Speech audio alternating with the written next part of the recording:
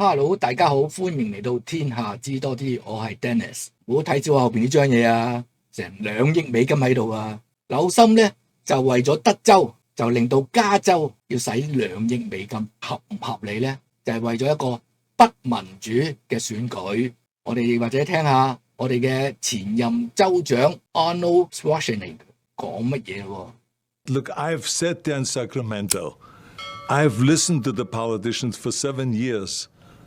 They are not interested in giving any power to the people.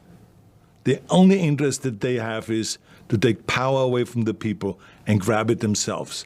So this gives them a great opportunity by saying, oh, we have to fight Trump. Let's go and get rid of our democratic principles. Imagine to fight for democracy and to get rid of your democratic principles. It doesn't make any sense.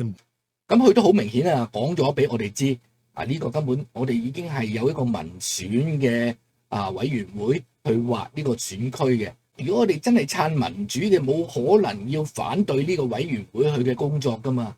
而家咧，佢哋民主黨自己為威畏，就畫咗呢個地圖出嚟，就要我哋去投 yes。所以我哋點可能投 yes？ 呢個完全係民主黨嘅地圖。我哋加州已經係一黨專政嘅情況之下，我哋點可能仲繼續容許民主黨去壟斷埋我哋呢個國會嘅選區地圖呢？ All I wanted to do really is to come out and to say to the people, hold it. Before you go and vote, you should know this is a scam.